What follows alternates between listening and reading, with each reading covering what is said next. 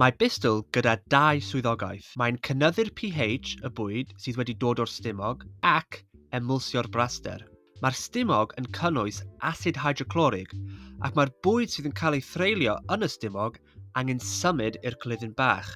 Y broblem yw, dyw'r clyddyn bach nid wedi addasu i dal asid ac felly mae angen i'r asid cael ei niwtraleiddio. Mae bustl yn alkylaidd. Felly pan mae'r bwyd yn teithio i mewn i'r clyddyn bach, mae'r goden bustl yn rhyddhau bustl.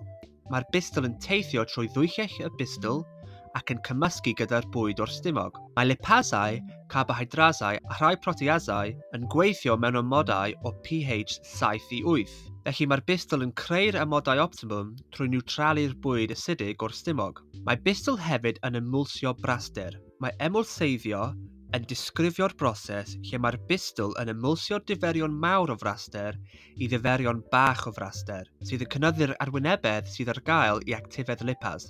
Mae treulio braster yn gyflymach pan mae bustl yn bresennol. Mae'r arbrawf cynlynol yn dangos sut mae'r emwlseiddio yn gallu gostwng yr amser mae'n cymryd i dreulio braster trwy ddefnyddio llefrith, sodiwm carbonad, dangosydd pH phenolphthalein a hylif golchi llestri. Mae hylif golchi llestri yn cynnwys surfactyddion sydd yn emwlsio braster, felly bydd yr hylif golchi llestri yn actio fel y bustl. Byddwn yn gosod 2 diwb profi sydd yn cynnwys llefrith, sodiwm carbonad sydd yn alkali, y dangosydd phenolphthalein, ond bydd dim ond 1 tiwbyn profi efo'r hylif golchi llestri ei ychwanegu ato. Mae'r phenolphthalein yn troi yn binc mewn hydoddiant alkaliaidd, ond yn troi yn ddilyw mewn amodau niwtral ac acidig. Wrth i ni ychwanegu lipas i'r 2 tiwb, dylwn ni weld bod y tiwb profi sydd gyda'r hylif golchi llestri yn newid lliw yn gyntaf. Bydd yr ail diwbyn profi sydd heb hylif golchi llestri yn arafach i newid lliw.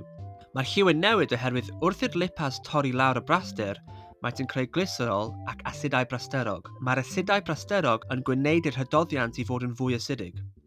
Mae'r tiwb profi sydd efo'r hylif golchi llestri yn newid lliw yn gyflymach oherwydd mae'r hylif golchi llestri yn emwlsio'r braster sydd yn troi diferion mawr o fraster i diferion bach. Mae hyn yn cynyddu'r arwynebedd sydd ar gael i actifedd lipas.